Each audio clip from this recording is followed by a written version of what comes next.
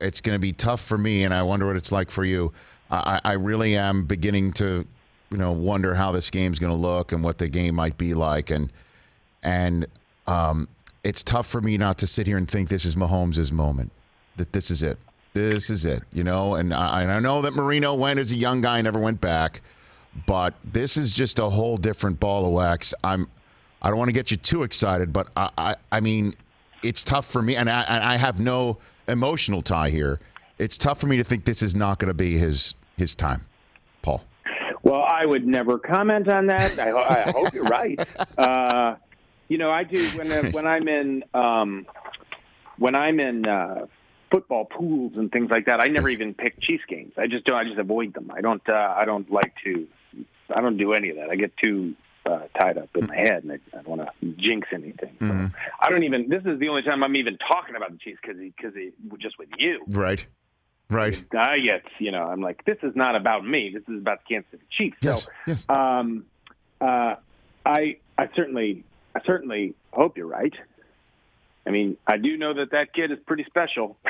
He's pretty good. What a dream come but true. You know what? The 49ers are pretty good, too. No, I know that, and that's why it's tough for me to sit here to say that. I mean, they are ferocious up front. I mean, they do have the ability, Bosa in particular, to try and, if anybody can track Mahomes down when he's trying to gain the edge like he did against Tennessee, which must have lit up Arrowhead, they can do that, They can. Yeah. No, they can. I hope they don't, but they certainly can. And you're right. In Arrowhead, when that happened. Yeah. Not to mention the past of Watkins, which was this kind of decades-long release of just joy and pain and anguish and angst and everything. That was huge, too. But we also have had a history of losing playoff games in really awful, crazy ways.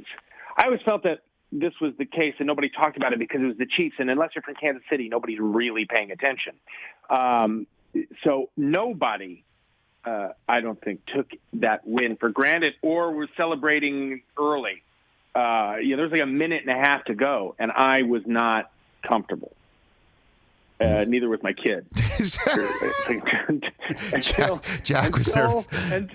people started kind of walking onto the field and the clock struck 0. That was the first time we really cheered. I couldn't, even when it seemed, impossible. I still thought maybe it's possible. They wanted to. I mean, that's part of the reason, Paul, right here on the Richard Eisen Show, why I want to have you on is you give voice. You are a fan. You're giving voice to much of Chiefs Kingdom, as does Stone Street and Riggle, and obviously the rest of your Big Slick crew with Keckner. In a couple more minutes left with you, sir. I did notice when you were banging the drum to start. That appeared to me to be quite the cardio workout. It looked like you were pounding it about 30 times. There was an individual there kind of like giving you orchestration and when to bang it, and it looked like you were slowing down at the end. I wonder if you can walk me through this process, Paul Rudd.